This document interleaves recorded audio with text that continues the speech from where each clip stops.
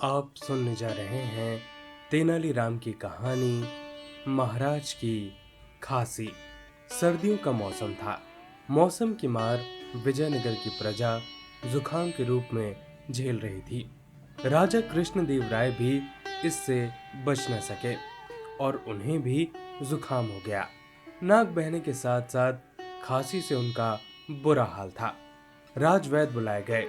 राजवैद्य ने महाराज को औषधि भी दी और परहेज करने का परामर्श दिया।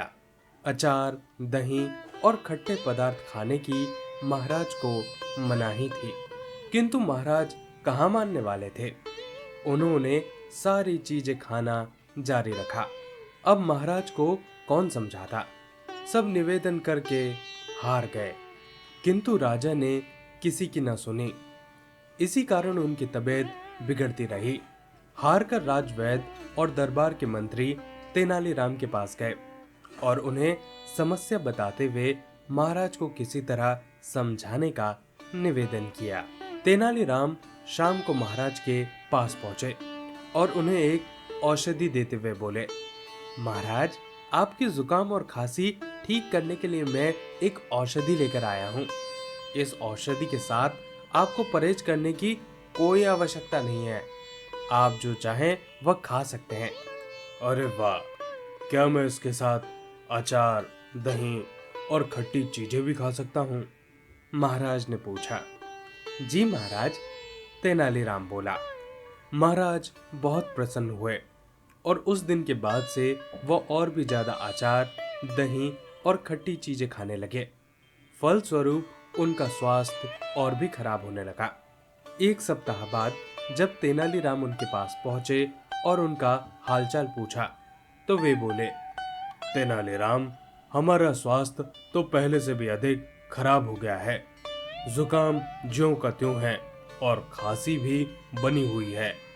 कोई बात नहीं महाराज, आप ये औषधि खाते रहिए। इससे आपको 3 लाभ होंगे। तेनालीराम बोला। कौन से 3 लाभ?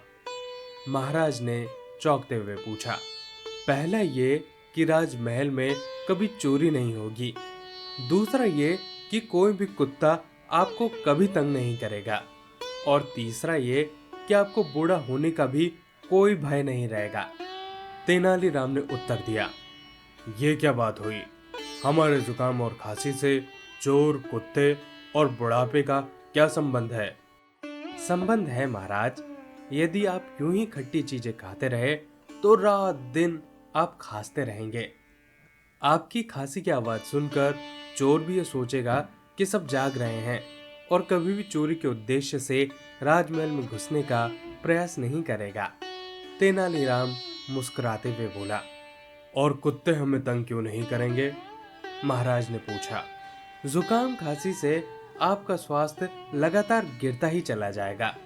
तब आप इतने कमजोर हो जाएंगे कि बिना लाठी के चल नहीं पाएंगे।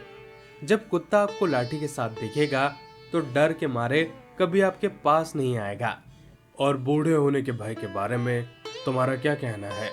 महाराज, आप हमेशा बीमार रहेंगे तो कभी बूढ़े नहीं होंगे, क्योंकि आप युवा अवस्था में ही मर जाएंगे।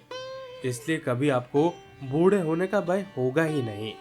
टेढ़े तरीके से महाराज को वास्तविकता का दर्पण दिखाने के बाद तेनालीराम बोले, इसलिए महाराज, मेरा कहा मानिए। कुछ दिनों तक अचार, दही और खट्टी चीजों से किनारा कर लीजिए। स्वस्थ होने के बाद आपकी जो मर्जी आए वह कीजिए। राजा कृष्णदेव राय तेनालीराम की बात समझ गए और उन्होंने उसी दिन से खट्टे पदार्थों से परहेज कर लिया और कुछ ही दिनों में वह फिर से पूरी तरह से स्वस्थ हो गए। दोस्तों, ये थी पूरी कहानी। आप सुन रहे थे तेनालीराम की कहानी महाराज की खांसी।